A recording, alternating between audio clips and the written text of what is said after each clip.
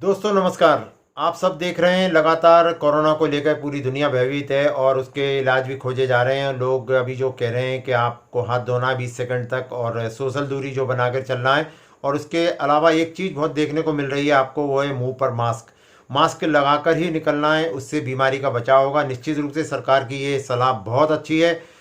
पहले ज़माने में जब कभी हम कोई टीवी में समाचार देखते थे तो देखा जाता था कि कोई अपराधी, बड़े अपराधी पकड़े जाते थे तो वो आधा चेहरा ढके रखते थे। और कहीं जब हम सुनते थे पहले कई लोगों से, पुराने लोगों से, कि कोई उधार ले लेता था, वो नहीं मिलता था, लोग कहते थे कि मुंह छुपाए घूम रहा है।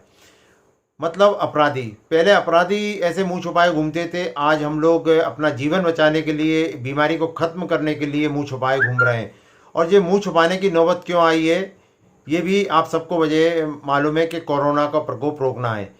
तो हम सब एक अपराधी जैसे लग रहे हैं। आखिर क्या वजह है कि हम लोग अपराधी जैसे इसमें लग रहे हैं? उसकी मुख्य वजह है कि प्रकृति के अपराधी हैं हम। प्रकृति का जितना नुकसान कर रहे हैं, जितना प्रकृति का हम नुकसान पहुंचा रहे हैं, उसका कहीं ना कहीं प्रकृति अपना संतुलन बनाने के लिए यह सब करती है। बहुत पहले हमने पढ़ा था अर्थशास्त्र में कि प्रकृति अपना संतुलन बनाने के लिए बाढ़, भूकंप, प्राकृतिक आपदाएं आएंगी, चाहे वो सुनामी के रूप में हो, चाहे कहीं कोई भूकंप आ जाए, कहीं बाढ़ आ जाए, कहीं ऐसी महामारियां आ जाएं।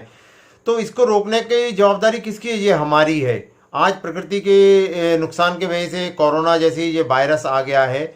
और इसमें अभी पढ़ा था हमने कि अमेरिका में सबसे ज़्यादा वहाँ पर मौतें हुई हैं जहाँ प्रदूषण का स्तर बहुत ख़राब था। तो प्रदूषण मतलब प्रकृति का नुकसान। आज पूरे दुनिया में वायुयान रुक गए हैं, गाड़ी रुक गई हैं, लोगों का चलना रुक गया है, लोगों का आना जाना रुक गया है, बड़े बड़े फैक्ट्री और कल कारखाने रुक गए हैं। इसलिए क्योंकि लोगों को जीवन बचाना ज़रूरी है और जीवन बचाने के लिए हम लोग, सब लोग जद्दोजहद कर रहे हैं और करना भी चाहिए। और प्रकृति भी जो ये करा रही है तो हमारे भले के लिए करा रही है। आज नदियाँ शुद्ध हो रही हैं, तालाब शुद्ध हो रहे हैं, कुएँ शुद्ध हो रहे हैं, पशु पक्षी जो कहीं नहीं देखे जाते थे आज वो दिखने लगे हैं। ये क्या है? इस तरफ हम क्यों नहीं सोच रहे?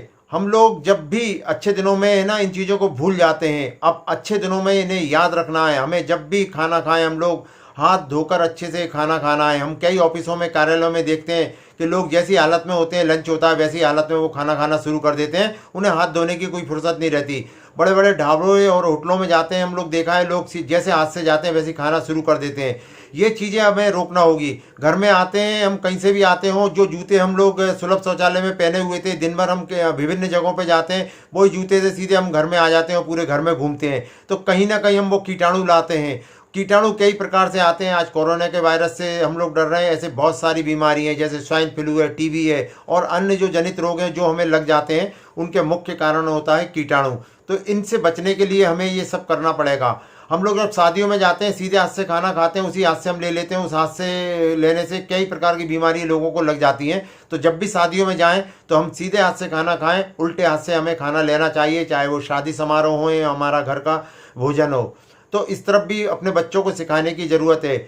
हम लोग पटाखे चला देते हैं। किसी की बारात जा रही है, उसकी बारात दरवाजे तक पहुंचती है, जब तक 50,000 60,000 के हम लोग पटाखे चला देते हैं और प्रकृति का नुकसान करते हैं। अभी हमारे प्रधानमंत्री जी ने बोला था दिए जलाएं, दिए जलाने की बात की थी, लेकिन लोगों ने उस दिन पटाखे चला दिए और दूसरे दिन के अखबारों में हमने पढ़ा कि प्रकृति जो दिल्ली और कई शहरों में प्रदूषण का स्तर बहुत ज़्यादा बढ़ गया था। इस स्तर को रोकना होगा। हमें गाड़ी और अपने जो वाहन है वो कम से कम चलाना होंगे। एसी का प्रयोग कम से कम करना होगा। आज जिसे हम स्टेटस मानते हैं, बहुत बड़ा हम रईसी का कारण मानते हैं, बहुत ज़रूरी हो तो चलाइए। आप अपने आप को थोड़ा बदलिए, क्योंकि ज़िंदगी है तो सब कुछ है, ज़िंदगी नहीं तो कुछ नहीं। क्योंकि एक इंसान जब सुखी रहेगा जब वो स्वस्थ रहेगा, और स्वस्थ रहने के लिए उसे प्रकृति की रक्षा करना होगी। नीम, पीपल, आम, बरगद ऐसे पेड़ों को लगाएं और वृक्षों को बिल्कुल नहीं काटें। होली पर केवल कंडों की होली जलाएं। हमारे आसपास जो लोग पराली जलाते हैं उनसे भी निवेदन है किसान भाइयों, तो पराली के बहुत सारे उत्पाद बनना शुरू हो गए, वो पराली नहीं जलाएं। पराली जलाने से बहुत नुकसान है। हमारे प्रधानमंत्री जी ने भी बोला है, पराली जलाना मतलब भारत माँ को जलाना। इतने बड़े शब्दों का उन्होंने प्रयोग किया है। जब प्रधानमंत्री जी की बात पर हम एक दिन जनता कर्फ्यू सफल करते हैं, उनकी बात पर हम थाली बजाते हैं, उनकी बात पर हम दिए लगाते हैं, तो हमें पराली जलाना भी बंद करना होगा। अपने फायदे के लिए हम दूसरों को नुकसान पहुंचा रहे हैं। जो किसान भाई रहते हैं उनके भी बच्चों को उतना ही नुकसान है जितना दूसरों को होगा। प्रदूषण से हर साल 10 लाख मौतें हो जाती हैं। ये सारा प्रकाशित होता रहता है। इन्हें पढ़ने के बाद भी हम लोग नहीं संभल रहे हैं। हम लोग पटाखे चलाते हैं। अब पटाखे चलाने की बिल्कुल ज़रूरत नहीं है। प्रकाश का पर्व दीपावली होता है, उसे खुशी से मनाएं। और अपने आम जीवन में हम लोग जो हाथ मिलाते हैं रोज़ाना, वो हाथ अब ज़िंदगी में नहीं मिलाएं। अपने कार्यालय में हम जाएं तो वहाँ पर भी हम लोग हाथ धोकर ही भोजन करें। और अपने जहाँ शौचालय होते हैं, जहाँ हम जाते हैं, जहाँ हम काम करते हैं, वहाँ पर हैंड वॉश ज़रूर रखवाएं। कई जगह देखा है कि हैंड वॉश नहीं होने के कारण स्कूलों में बच्चे बेचारे पानी से ही हाथ धो लेते हैं, उन्हें कुछ भी नहीं मिलता। तो ये सभी स्कूलों में, निजी स्कूल हो या सरकारी स्कूल हो, निजी कार्यालय हो या सरकारी कार्यालय हो, इन जगहों पर हमें इसका इस्तेमाल शुरू करवाना होगा कि हैंड वॉश रखें। और अपने घर पर भी बच्चों को जब तक वो अच्छे से हाथ ना धो लें उनको भोजन नहीं दें, और उनको सिखाएं। एक अच्छे राष्ट्र के लिए इस बीमारी को तो हम हराएंगे, इसके अलावा बहुत सारी बीमारी होती हैं जो वायरस के कारण होती हैं। उनको अगर रोकना है तो हमें अपनी ज़िंदगी में अपने बदलाव करना होंगे। उन बदलाव के लिए हमको ही आगे आना होगा। और इसके लिए सबको और पूरे देश को, पूरे विश्व को बोलना होगा कि हम लोग स्वच्छता के साथ रहेंगे।